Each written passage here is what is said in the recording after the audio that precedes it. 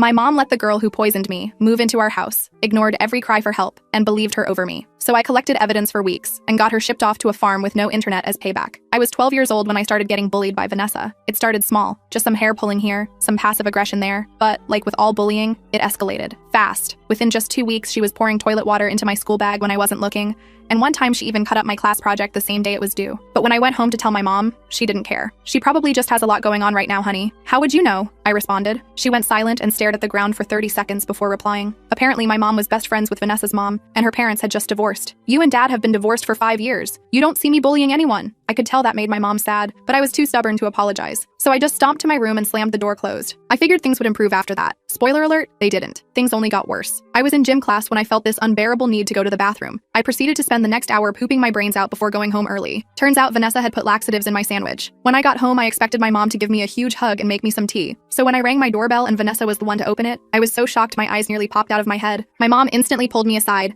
and told me her mom was sent to a healing center for people who are very sick. It was rehab. I didn't say anything, just cried until my face swelled up like a balloon. My mom told me it was just for a month. So with my face buried in her chest as she hugged me, I gently nodded. The first day was actually pretty good. Vanessa was quiet and upset, meaning no antics. Even in school, Vanessa was spending so much time crying in the bathroom that she didn't even have time to bully me anymore. Life was pretty sweet TBH, until one day, when I told Vanessa she couldn't borrow a top. At first, she pretended to act all sweet and understanding. Oh, no problem. I understand. Sisterhood. She literally said dying sisterhood out loud. But when I got home, my entire room was turned upside down. My trash bags were ripped open and poured everywhere. My bed frame was broken. My clothes were scattered everywhere. The kitty litter had been poured out onto my pillows. It literally looked like a thief had broken in or something. I couldn't help but scream. My mom ran up the stairs and had the exact same expression on her face. Meanwhile, Vanessa just stood beside us, laughing. My mom turned to face her, with both her fists clenched. I felt a chaotic excitement pump through my veins. Honey, I know things are hard right now, but you should really leave Lily alone, she said with a gentle tone. My face contorted like I had just swallowed a lemon whole. Vanessa ended up apologizing. She claimed an unwavering anger had taken over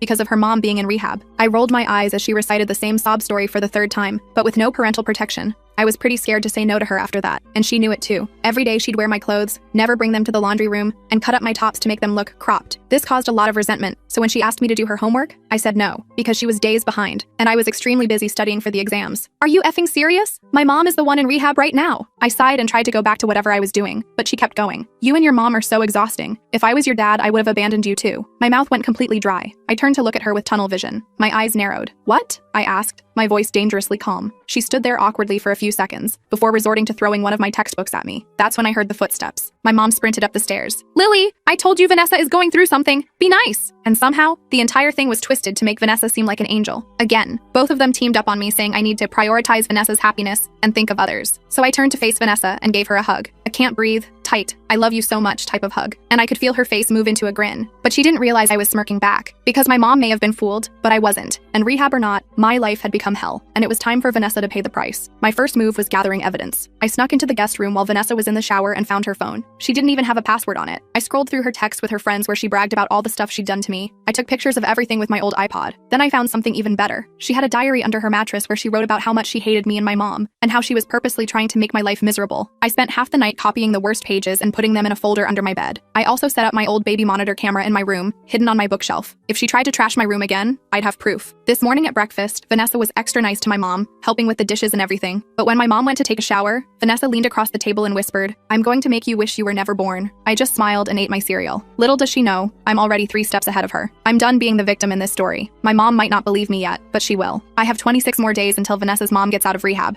and I plan to use every single one of them. I know what you're thinking. I'm just a 12-year-old kid. What can I possibly do against someone as manipulative as Vanessa? But that's the thing about being underestimated. No one sees you coming until it's too late. Today at school, I started phase 1 of my plan. I asked my English teacher, Ms. Rivera, if I could talk to her after class. She's always been nice to me, and I had a feeling she might actually listen. I showed her some of the text messages Vanessa sent her friends about putting laxatives in my food. Ms. Rivera's face got all serious, and she immediately called the guidance counselor. I spent lunch period in the counselor's office explaining everything that's been happening, both at school and at home. The counselor, Mr. Garcia, took a lot of notes and said he'd be calling my mom tomorrow for a meeting. I made him promise not to tell Vanessa. When I got home, Vanessa was already there, wearing another one of my shirts. She had cut the sleeves off this time. I just smiled and went to my room. I could tell it freaked her out that I wasn't upset. Good. Tonight, I'm going to start phase 2. I found Vanessa's mom's phone number in my mom's contact list. I'm going to call her at the rehab place tomorrow. My mom might not believe me about Vanessa, but maybe her own mom will. I know this is just the beginning of a long battle. battle. Vanessa isn't going to go down without a fight, but neither am I. I've spent my whole life being the good girl, and where has that gotten me? Nowhere. It's time to fight fire with fire. I have 26 days to expose Vanessa for who she really is and get my life back. 26 days to make sure she never bullies me or anyone else again. 26 days to make my mom see the truth. Game on, Vanessa. Game on. The next morning, I woke up feeling oddly energized. It was like I was in a spy movie or something, except instead of fighting international terrorists, I was just trying to take down a 12-year-old psychopath who happened to be living in my house. I checked my hidden camera setup before leaving my room, still working perfectly. Vanessa was already at the kitchen table when I came down for breakfast,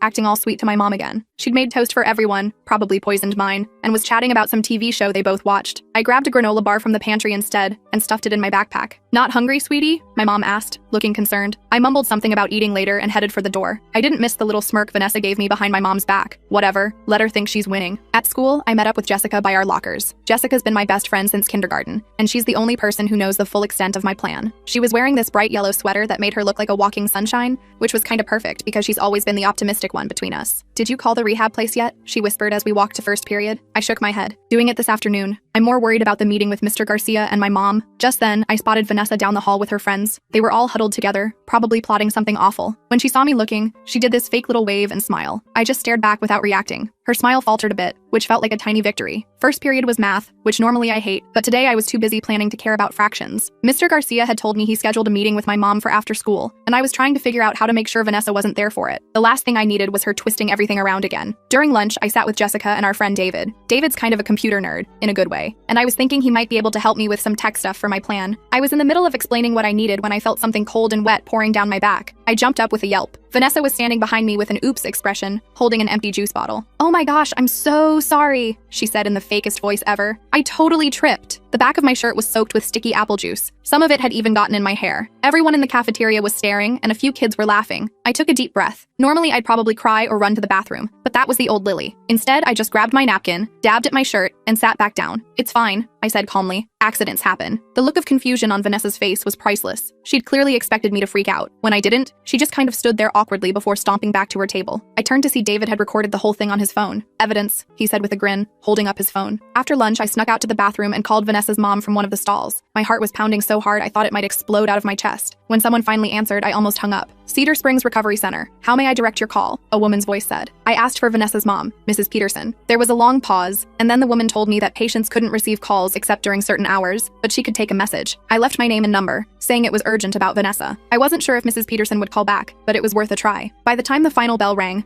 my juice-soaked shirt had dried into a stiff, uncomfortable mess. I headed straight to Mr. Garcia's office for our meeting with my mom. To my relief, she was already there, looking confused and a little worried. "Lily, what's going on?" Mr. Garcia said it was important. I took a deep breath and pulled out my folder of evidence. For the next 20 minutes, I showed them everything. The texts, the diary pages, even the video David had taken at lunch. Mr. Garcia's expression got more and more serious, while my mom's face went from confused to shocked, to something that looked almost like guilt. "I had no idea it was this bad," she whispered, looking at a particularly nasty text where Vanessa bragged about destroying my science project. "Why didn't you tell me?" "I tried," I said, trying not to sound too accusatory. "You kept saying I needed to be more understanding because of her mom." My mom looked like she might cry. "I'm so sorry, Lily. I thought you were just having normal girl drama. I never imagined she was doing all this." Mr. Garcia cleared his throat. "Mrs. Parker, this is serious bullying behavior. If it were happening just at school, we would handle it with suspensions and counseling. But since Vanessa is currently living in your home," my mom nodded, her jaw set in a way I hadn't seen since the time a telemarketer tried to scam my aunt. "I'll take care of it. Tonight." I felt a surge of relief so strong my knees actually wobbled. Finally, someone believed me. But when we got home, Vanessa wasn't there. My mom called her cell phone, but it went straight to voicemail. We waited for over an hour, my mom getting more and more worked up, before we heard a car in the driveway. I peeked out the window and felt my stomach drop. It was Mrs. Thompson, Vanessa's mom's best friend, and Vanessa was with her, looking like she'd been crying. They came inside, and Mrs. Thompson asked to speak to my mom alone. They went to the kitchen while Vanessa and I sat in awkward silence in the living room. She kept sniffling dramatically and giving me these little glances like she was trying to see if I was buying her act. I just stared at the TV, which wasn't even on. After what felt like forever, the adults came back. My mom looked conflicted. "Lily, Vanessa's going to stay with Mrs. Thompson tonight," she said carefully. "We'll talk more tomorrow." I couldn't believe it. "But Mom, tomorrow, Lily," she said firmly. After they left, my mom tried to explain that Mrs. Thompson had already talked to Vanessa about everything, and she'd admitted to some poor choices, but claimed I was exaggerating a lot of it. Apparently, Vanessa had put on this whole big show about how sorry she was,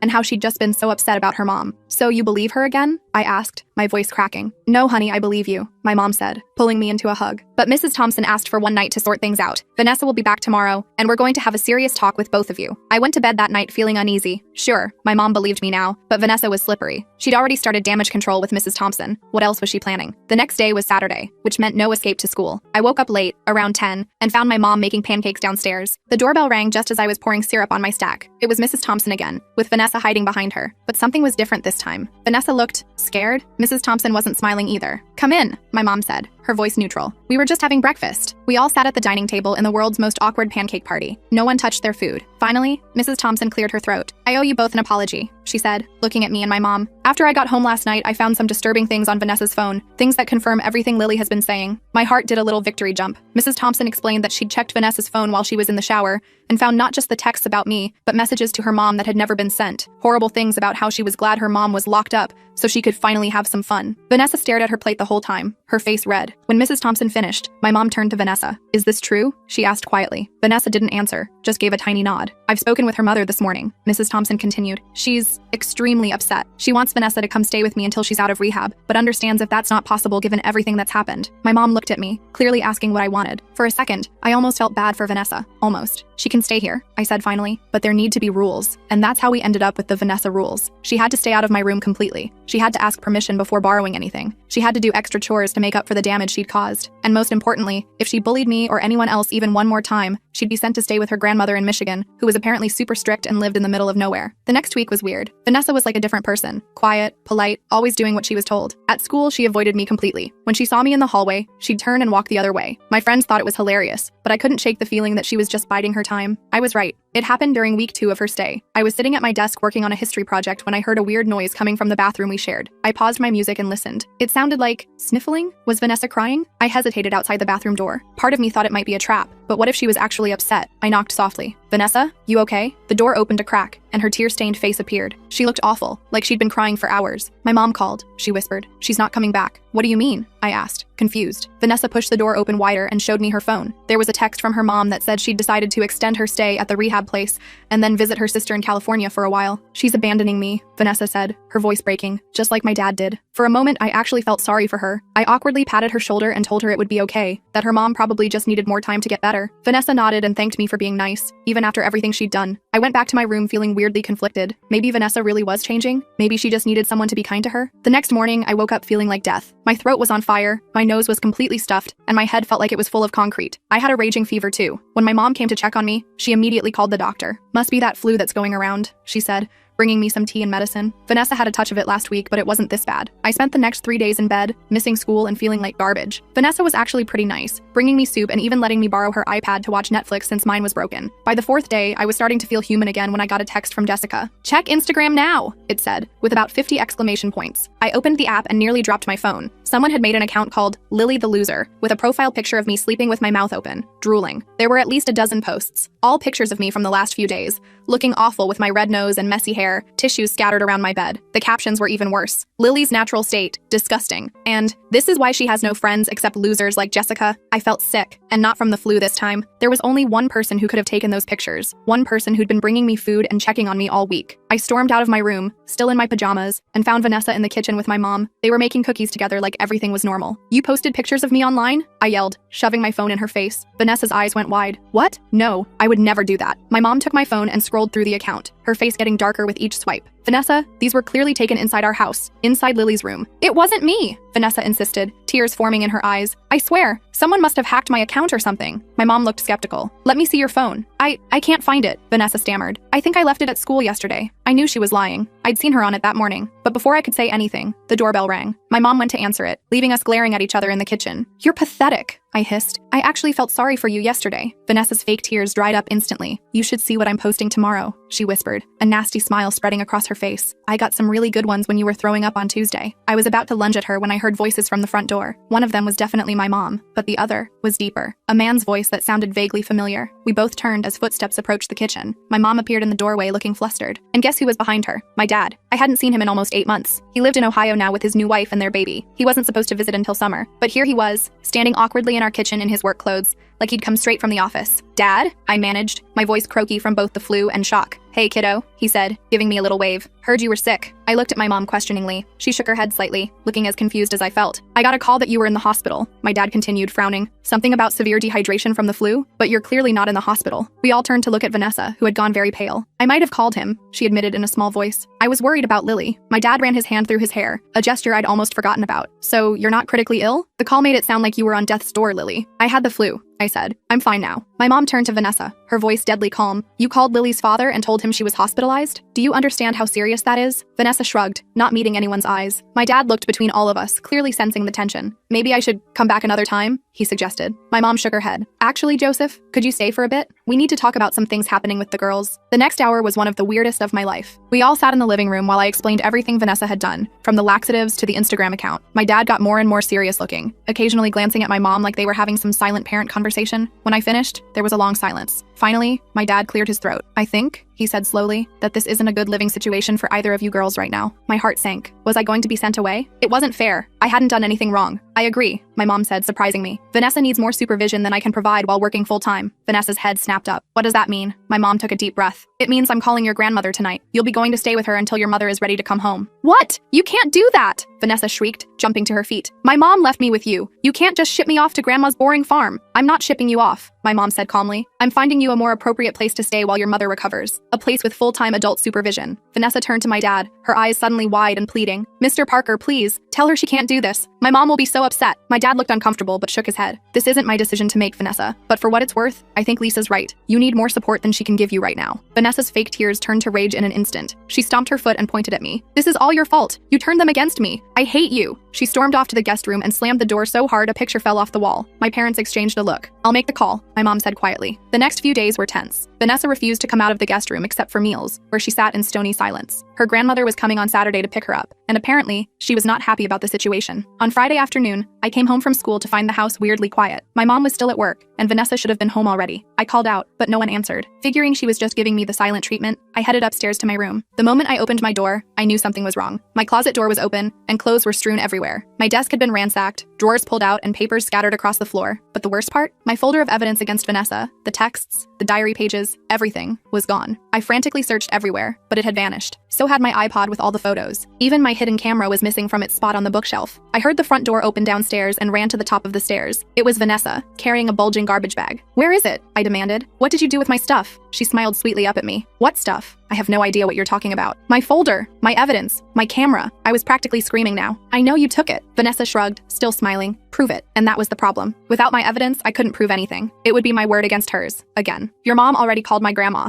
Vanessa said, heading for the stairs. "So I guess you won. But good luck ever making anyone believe you again." I watched her saunter up the stairs and into the guest room, the garbage bag slung over her shoulder. I had a sinking feeling I knew exactly what was in that bag, and what was about to happen to it. I needed to act fast. I called David, hoping he still had the lunchroom video on his phone. He did, but that was just one small piece of evidence. I needed more, and I needed it before Vanessa's grandma arrived tomorrow. That night at dinner, Vanessa was weirdly cheerful, chatting with my mom about how excited she was to see her grandma. My mom seemed relieved by the change in attitude, but I knew better. Vanessa thought she'd won. After dinner, I waited until everyone was occupied. My mom on a work call, Vanessa in the shower, and snuck into the guest room. I had to find that garbage bag before she destroyed everything. It wasn't in the closet or under the bed. I was about to give up when I noticed the window was open slightly, despite it being freezing outside. I looked out and saw the edge of something black poking out from behind the gutter, the garbage bag. She'd hidden it on the small roof section outside her window. I leaned out as far as I dared, straining to reach it, but it was just beyond my fingertips. "What are you doing in my room?" I nearly fell out the window in surprise. Vanessa was standing in the doorway, her hair wrapped in a towel, glaring at me. "Nothing," I said quickly, pulling myself back inside. "I was just looking for my hairbrush. I thought you might have borrowed it." "Right," she said sarcastically. "Get out." I left, but not before noticing her phone sitting on the nightstand, unlocked. An idea started forming in my head. I might have lost my original evidence, but maybe I could get something even better. The next morning was chaos. Vanessa's grandma was coming at noon,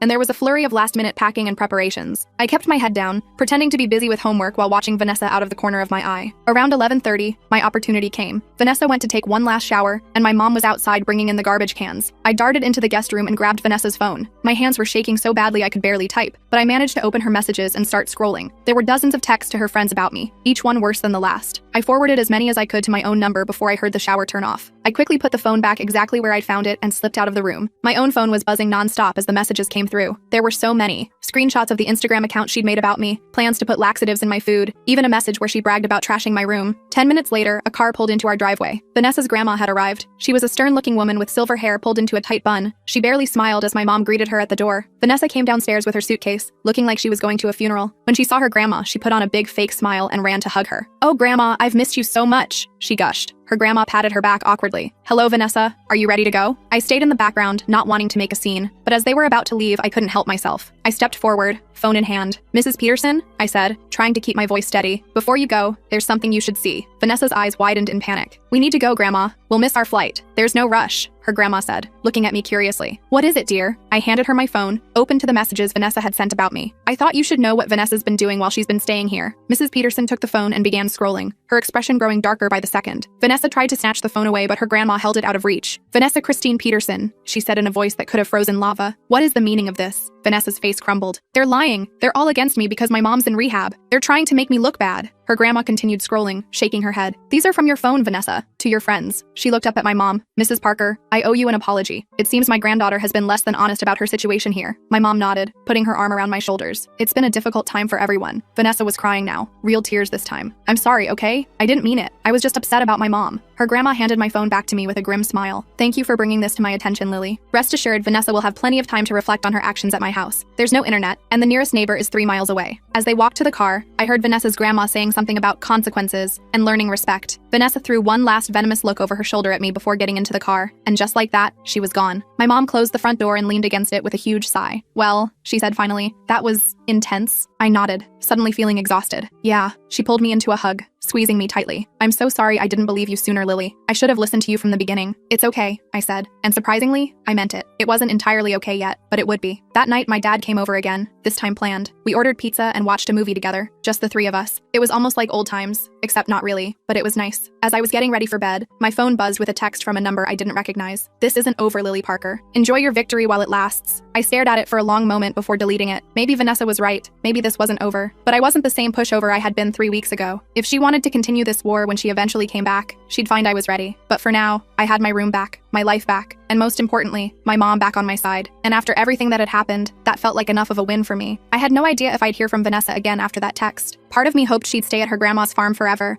milking cows and picking vegetables and whatever else people do on farms, but I'm not that lucky. 2 weeks after Vanessa left, I was finally starting to feel normal again. My room was back to its usual mess, but like, my mess, not someone deliberately trashed it mess. I was doing okay in school, and Jessica and I were hanging out almost every day. Then I got another text from that same unknown number. "Mom's coming home next week. Guess who's coming with her?" My stomach did this weird flip-flop thing. I showed the text to my mom, who frowned and called Mrs. Peterson, Vanessa's mom, right away. Turns out she really was coming home, but Vanessa was supposed to stay with her grandma for another month. My mom and Mrs. Peterson talked for like half an hour, and when she hung up, she looked relieved. Vanessa's mom agrees she should stay with her grandmother, she told me. She's making really good progress in rehab and doesn't want to risk any setbacks. I should have felt better, but something still felt off. Vanessa wasn't the type to give up so easily, and I was right to worry. The next day when I got home from school, there was a package on our doorstep with my name on it, no return address. I brought it inside and carefully opened it, half expecting a glitter bomb or something equally annoying. Instead, I found a plain white envelope and a cheap plastic bracelet, identical to the friendship bracelet Jessica had given me last year that went missing during Vanessa's stay. The note inside simply read, "I know where you sleep." Okay, so maybe that sounds super dramatic written out like that. But with Vanessa, I knew it wasn't just some empty threat. I showed my mom, who immediately called the police. They came over, looked at everything, and told us they couldn't really do anything since it wasn't an explicit threat. But they took the package and said they'd keep it on file. That night, I barely slept. I kept imagining Vanessa somehow sneaking into our house, standing over my bed with scissors or something. I ended up pushing my dresser in front of my door before finally falling asleep around 3 a.m. The next few days were quiet. Too quiet. I kept waiting for the other shoe to drop. Was she just trying to mess with my head? It was working if that was the goal. A week passed with nothing. Then, on Tuesday, I walked into my classroom and froze. There, sitting in the back row like she'd never left, was Vanessa. Our eyes met, and she gave me this super fake smile and little finger wave. I felt like I was going to throw up. During lunch, I cornered our homeroom teacher, Mr. Davies, and asked him what was going on. Vanessa's mother requested she be allowed to finish out the school year here, he explained. Something about continuity in education. I understood she wouldn't be returning to your home, though. I nodded numbly and walked away. At least she wasn't living with us again. That was something. I managed to avoid her for most of the day, but as I was walking to my last class, she suddenly appeared beside me. "Miss me?" she asked, her voice sickly sweet. Not even a little, I replied, walking faster. That's not very nice, she said, keeping pace with me, especially after I brought you a present. I stopped walking. What are you talking about? She just smiled and continued down the hall. You'll see. When I got home that afternoon, I checked every inch of my room, looking for whatever present she might have left. I found nothing, which somehow made it worse. Was she bluffing, or had I just not found it yet? I told my mom about seeing Vanessa at school. She looked worried but tried to reassure me. She can't hurt you anymore, Lily. Everyone knows what she did now, and she's living with her mom, not us. But I couldn't shake the feeling that Vanessa wasn't done with me yet, and the next day at school proved me right. When I opened my locker before first period, dozens of small paper scraps fluttered out onto the floor. I bent down to pick one up and felt my blood run cold. It was a tiny piece of a photograph. My photograph. The one of me and my dad from last Christmas that I kept on my desk. Someone had cut it into confetti-sized pieces. I looked up and saw Vanessa watching from down the hall, that same smug smile on her face. I didn't give her the satisfaction of seeing me upset. I just calmly collected all the pieces I could find and put them in my backpack. But inside, I was freaking out. How had she gotten that photo? Had she been in our house again? Or had she taken it before she left? That afternoon, I went to Jessica's house instead of going straight home. I needed to figure out what to do. Vanessa clearly wasn't going to leave me alone. You need to go nuclear, Jessica said after I explained everything. Like, full-on mutually assured destruction. What does that even mean? I asked, flopping back on her bed. It means you need dirt on her that's so bad she'll be too scared to ever mess with you again, Jessica explained like it was obvious. I already tried that, I reminded her. I had tons of evidence and she still came back for more. Jessica tapped her chin thoughtfully. What if we set a trap? The plan we hatched was simple. Make Vanessa think I had something she desperately wanted, then catch her in the act of trying to steal it. We'd need help though. I called David, who was totally on board. His parents had recently installed security cameras around their house, and he'd figured out how to access the footage remotely. He loaned me 2 small wireless cameras to hide in my room. Next, I needed bait. What would Vanessa want badly enough to break into my house? I thought about it all night before the answer hit me. Her diary. She'd taken mine when she left, but what if she thought I had hers? The next day at school, I made sure Vanessa overheard me talking to Jessica about finding Vanessa's real diary, hidden in the guest room after she left. I didn't look at her directly, but I could practically feel her panic from across the cafeteria. When I got home, I set up David's cameras, one pointed at my window, the other at my door. Then I created a fake diary with a bunch of blank pages and one entry at the beginning that said, "If you're reading this, Vanessa, smile for the camera." I put it in my desk drawer, slightly visible if someone was really looking, then headed to Jessica's for a sleepover. My mom was working late, so the house would be empty for a few hours. Perfect bait. Around 8 p.m., my phone buzzed with an alert from the camera app. Someone was in my room. Jessica and I huddled over my phone, watching in real time as Vanessa climbed through my window. She was wearing all black like some kind of cartoon burglar. If I wasn't so freaked out, I might have laughed. We watched as she went straight to my desk and started rummaging through the drawers. When she found the fake diary, she quickly flipped it open. I wish I could have seen her face when she read that first page. She dropped it like it was on fire and looked around frantically, finally spotting one of the cameras. She bolted back to the window and disappeared. The whole thing took less than 2 minutes. "We got her!" Jessica squealed, high-fiving me. "Breaking and entering. That's like an actual crime." I immediately called my mom, who called the police. By the time I got home, 2 officers were taking statements in our living room. They watched the footage and confirmed it was definitely grounds for charges. "We'll need to speak with the girl and her mother," one of the officers said. "Given her age, this will likely be handled in juvenile court, but it's still very serious." I nodded, feeling weirdly calm. It wasn't about revenge anymore. I just wanted Vanessa to get the help she obviously needed and to leave me alone. The next day at school, Vanessa wasn't there. Or the day after that. By Friday, rumors were flying. Everything from she'd been arrested to she'd moved to Canada. The truth came out the following Monday when our principal made an announcement that Vanessa had withdrawn from school to focus on her health. Mrs. Peterson called my mom that evening to apologize. Apparently, Vanessa had been lying to her about everything,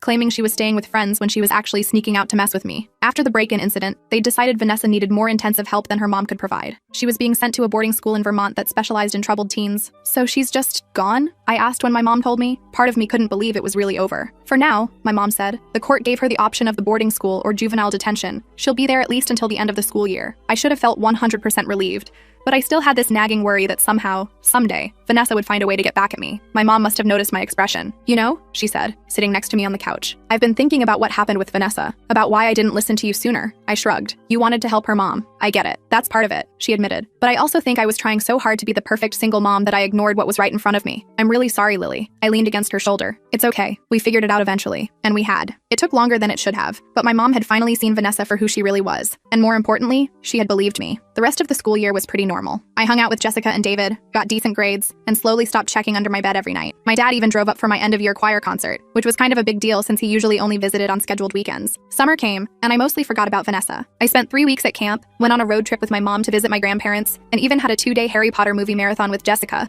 where we barely slept and ate nothing but popcorn and candy. It was August when I finally heard from Vanessa again, but it wasn't at all what I expected. The letter arrived with no return address, just my name written in handwriting I recognized immediately. Inside was a single page. "Lily, I'm supposed to write this as part of my therapy, so here it is. I'm sorry for what I did to you. It wasn't about you, really. I was angry at my mom and took it out on you because you were there. That doesn't make it okay. I won't be coming back to our school. My mom is moving us to Colorado to be closer to my aunt. I hope things are good for you." It wasn't exactly exactly a heartfelt apology, but it was something. I showed it to my mom, who read it carefully before handing it back. "Do you think she means it?" I asked. My mom considered for a moment. "I think it's a start. People can change, especially kids, but they have to want to." I folded the letter and put it in my desk drawer, not because I wanted to keep it, but because it felt like closing a chapter. Vanessa had been this huge, scary thing in my life for months, and now she was just a girl who made bad choices. When school started again in September, I was almost 13 and starting 7th grade. The hallways felt different somehow, safer. I had my friends, my mom had my back, and even my dad was making more of an effort to be around. I sometimes think about what I would tell my past self if I could go back to when this all started. I'd probably say that standing up for yourself isn't always easy, but it's always worth it. That adults don't always get things right the first time, but good ones will listen eventually. And maybe most importantly, that even the worst bullies are just people with their own problems. But mostly, I'd tell myself that it gets better. Not because the world changes, but because you do. As for Vanessa, I don't know if she ever really changed, or if that letter was just something she had to write for therapy. I hope she's doing better now, somewhere in Colorado with her mom. Not because I forgive her for what she did. I'm not sure I ever will completely, but because I don't want to carry that anger around anymore. It's been almost a year since everything happened, and honestly, life is pretty good now. I'm still me, still Lily Parker, just a little stronger than before.